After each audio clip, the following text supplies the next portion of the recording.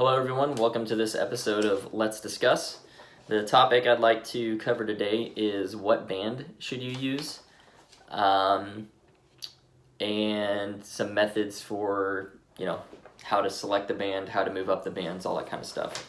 So this question gets asked a lot in the group from people who are either new or they've just completed their 12 weeks or something like that, and they're trying to figure out how to continue their progress.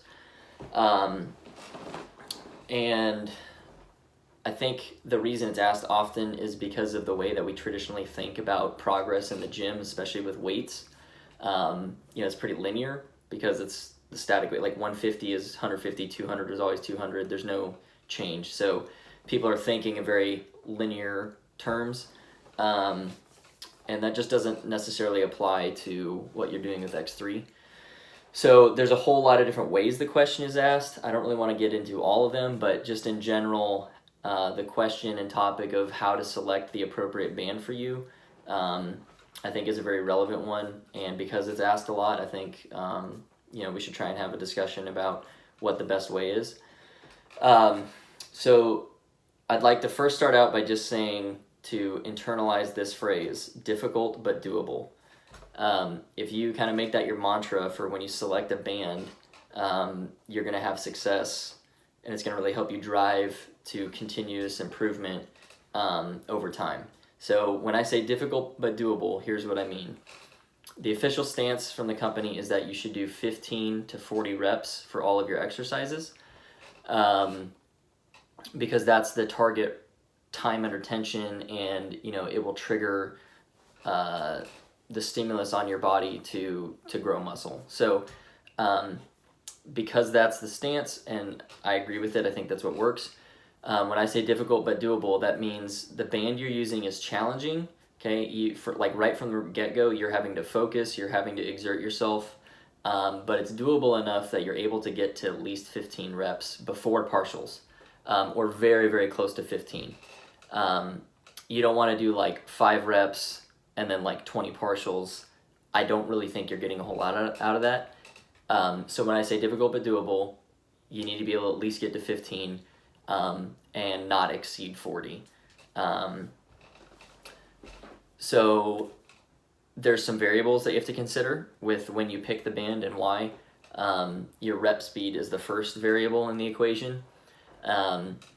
Reps that are just very rapid, and if you're not keeping tension on both sides of the exercise, at extension and retraction, it's going to be very different than if you're doing very controlled reps where you've got a cadence of like 2 seconds out and 2 seconds in, and you're under constant tension. So when I say difficult but doable, I'm also meaning for reps that are generally more controlled, not necessarily like super advanced Mikel Lorenzo reps, because those things are brutal.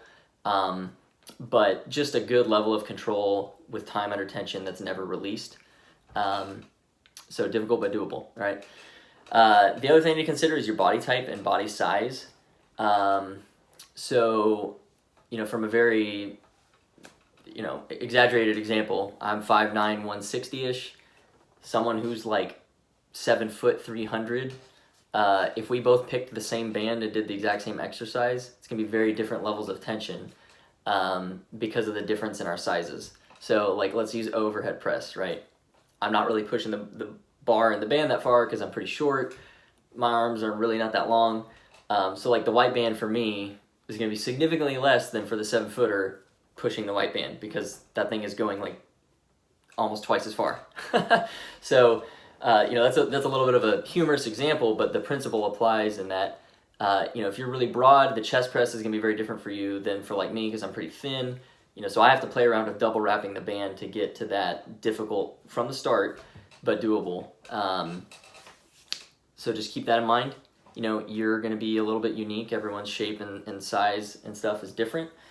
And then the other variable too is you might just be naturally gifted at certain types of movements, right? Some people are just really strong in their legs. Other people have really strong arms. So just take it all, into consideration and understand that it's just a guiding principle. It's not it's not like a rule that if you break it, you're somehow like going to be in trouble or something like that. It's just to help you select what's going to be efficient for you. So then, in addition to difficult but doable, rethink your goals in terms of your exercises. So, you know, like I alluded to earlier, with weights, you're chasing a number most of the time. Right? If you were able to do 200 pounds, now you're trying to up it to like 225 or something like that with whatever lift it was, because that's really the only way you can track if you're improving or not. It's not exactly a, you know, there's no other way to really tell if you're getting stronger other than to try a heavier weight. With X3, because of all the variables I just listed and the fact that it's variable resistance also, there's just so many factors at play. I think it's kind of worthless to track like, oh, what band, you know, did I move up to the black band yet? Because I just don't really think it matters. I think you should reframe the way you're exercising. If you're only using X3 and your goal is to get stronger and to grow muscle and to increase muscle definition and everything, you should be more focused then on what the mirror is telling you and less focused on what band you're using. Let me just give an anecdotal example. Like when I had first finished my 12 weeks and I was, you know, I've been maybe doing this now for like 4 or 5 months. I was still stuck in that mindset of like, oh, I need to keep going bigger and bigger to get stronger. So I was doing stupid stuff like stacking the elite band with like the black band for squats and all, you know, all stupid kinds of stuff that were just really increasing my chance of getting hurt. And because you're having to like exert so hard just to try and move the bands in the first place, you don't really get the benefit of like the controlled movements, especially like with squats. So when I finally like ditched the old school mentality of like, you know, trying to up the numbers little by little and keep pushing the envelope, I actually started having better success with X3 by just reining it in, really focusing on my form and controlling the movements, and then kind of playing around with the different bands and rep ranges, all within the 15 to 40 range. So I'll get to that in a little bit, but the mindset shift is important here. You can get a very quality, intense workout with a lighter band, just like you can with the bigger bands. You know, we're going to get to this one, but a lot of people will alternate the bands they're using every single day to try and get those different types of stimulus and to constantly validate for themselves whether or not they're at the right band. So how to move up a band, there's a lot of methods for this. The easiest and simple ones to kind of work your way up to the next band is the double wrapping method or like the cylinder method that other people have demonstrated. You know, because you're just essentially slightly shortening the band so that the tension is slightly increased and the range of motion hits the tension a little bit quicker than you would without it. So that's probably your first test. You know, it's the easiest to do. You don't have to go spend a ton of money on it or whatever. And if it doesn't work for you, you can just quickly stop and unwrap the band again and go on as normal. The next method you could do is not necessarily recommended because of the potential damage to your bands, and that's band stacking. So, you know, what a lot of people do is they'll buy other bands that don't come with your core set that are smaller. So they're only, you know, they're in increments of like 5 to 10 pounds of tension versus, you know, like the white band jumping to the light gray or light gray to dark gray. They're kind of in between those jumps. So then what you do is you combine the bands together around your bar and then do your exercise as normal. But because you've stacked the bands, it's changed the tension, and you know, you can work up. Like let's say you're on the dark gray band, but you can't do the black yet. You know, you could slightly stack your dark gray with the lighter band to work your way up to the black one. Again, that's not necessarily recommended. It is a way. I don't band stack anymore. I don't really think it's necessary. But if you want to try that out, knock yourself out, I would use a band sleeve or, you know, some type of the clips or whatever. People are using like Velcro straps and stuff to hold it all together neatly, because if it gets all twisted and crooked and all that kind of stuff, you could either hurt yourself or damage the bands. So just be careful with that one. And then the third method you can do to try and play around with improving or increasing the band you can do is the way you do your partials. So the easiest example for this one is bicep curl. So like as you're curling it up, right, and you're doing the full range of motion and you start to tire, you obviously can't lift the bar anymore. So when you get to that point where you're kind of stuck, you can literally just like do a squat, hold the bar steady, just squat down and then raise it and then stand back up and then come back down like a negative under control. So you can kind of play around with doing that. So let's say you normally do like the light gray band, you could put on the dark gray, so it's gonna be harder, you're gonna hit your failure quicker, but then you can do like as many partials as you can possibly manage to train your muscle to like handle the increased tension. So that's one way. Some of the other movements that you can't really do that, like front squat, you can't, once you hit your failure, you can't, it's not like you can like magically stand up and get to the top again because you're already burnt. So that method isn't gonna work for like squats. But some of the smaller kind of supplementary exercises, you can play around more with like ways to kind of like cheat a partial and then do like a negative to be able to do a heavier band. So that's like a third method. I'm sure there's some other ways people are doing it. Those are just the three I can think of. And then this kind of segues nicely into the last principle I'd like to discuss when it comes to selecting your bands and how to move up in bands, and that's designating heavy and light days. So this is not the official position by the company. This is what I have experimented with now I've been using it for about 14 months. I've played with just doing the same thing every time, or alternating heavy light, all that kind of stuff. And what I've landed on that seems to be yielding the best results for me is doing half the week heavy and the other half lighter. The first thing I'd like to state, like a misconception, is that like the heavier days are harder than the light days. That's not true. Every day you give 110%, you go till you can't go anymore. It's just the band you select is gonna be different. So my heavy day literally just means I'm probably gonna get less reps because I'm using a bigger band on the movements.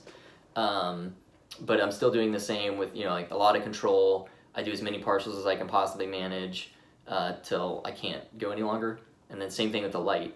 I'm still doing the same thing. Form is good. You really concentrate on squeezing and tightening everything, and you go till you can't go anymore. You do as many partials as you can do, and that's it. So like heavy light doesn't mean the effort you put into changes. You should always give maximum effort. For me, maybe it's just a psychological thing. I feel like it helps me play around with what my limit is on both ends of the spectrum. So like overhead press is a good example. Like today I did the dark gray with pretty decently controlled reps. I wasn't like bouncing it out of the bottom. I was pushing nice and control. Everything was steady. I came down slowly. I didn't just let it fall. And I was able to get to that target rep range. And it was really hard. It's also really hard when I use the light band, like the white one, and get upwards of 30 reps before partials. I can like barely lift my cup to drink water when I'm done because it burns so bad. So they feel a little bit different in the way that they're burning. And I haven't done any research. I'm not a scientist. I don't know if there's actually a difference in the stimulus on your body. But it kind of just feels good to not do the same thing every day. It feels good to kind of push my limits in the different ways. So again, it could just be a personal preference thing, and maybe it doesn't actually do anything. But if you feel like maybe you've plateaued or you're stuck where you're at, you could play around with doing that. Kind of mixes things up a little bit. I know a lot of people are doing it in the group. That doesn't necessarily mean it's right, but I like it. I enjoy it. So let's summarize. The term difficult but doable should be your guiding principle when you select a band, whether you're newer or you've been doing this for a long time.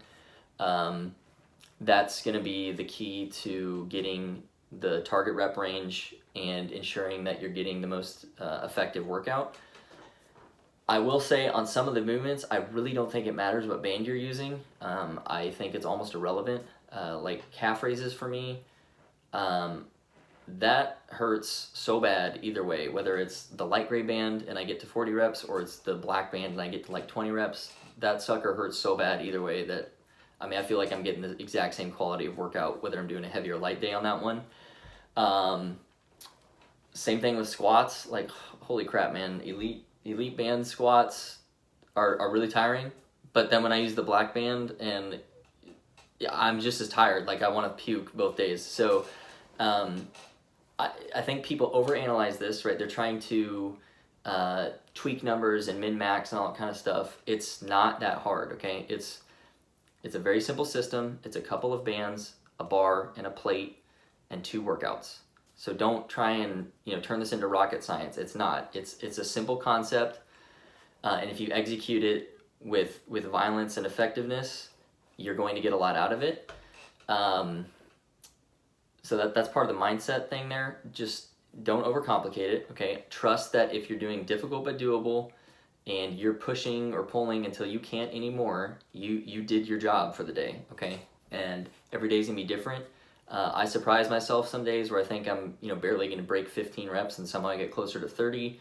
And then other days I think I'm gonna get close to 30 and I barely break 15. So there's just so much at play. Don't get wrapped up on the numbers of it all. If you're a person who likes to track all your stuff, in the tracker or one of the apps, all your rep numbers and everything, don't get stuck on like the day to day, because that's not a good view of if you're progressing. Take a step back and look at your progress over like a month or two, or maybe even a couple months, because you're going to have natural peaks and valleys in your progress and in your effort, because we're human. But if you're generally trending upward over time, like if it's a curve, even with the peaks and valleys, if you kind of drew like the midline of it all, if it's still going upwards, you're improving, okay? So I think it's way more effective to look holistically at yourself, all right? Use the mirror as your guide. Is it obvious that things are changing?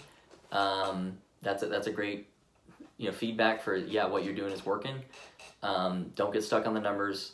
Just trust the process, that if you do difficult but doable and push till you can't go anymore, it's going to work for you, okay? All right, that's enough for this discussion, at least from my side. I'd like to open it up now. If you have tried different methods for moving up your bands and they've worked for you, please share that here. I was only able to think of 3 ways to do it, so I'm sure there's a whole lot of other ways. I'd love to know what they are, and I'm sure everyone else would too. And then if you have a counter argument to something I've said here, let's discuss it, because I don't claim to have all the answers. This is just my position and from my experience. And I think collectively us kind of talking this out together can help us figure out the best way to move forward. If you want to subscribe, I'll have the link probably on one of these sides. And then I'll also post a link to the playlist of these discussion ones. So if you guys have missed the other ones, you can check them out. As always, thanks for tuning in and being a part of the group. Stay safe. Just be careful with your exercises, and then, give it 100%, and it'll work for you. All right, until next time, take care.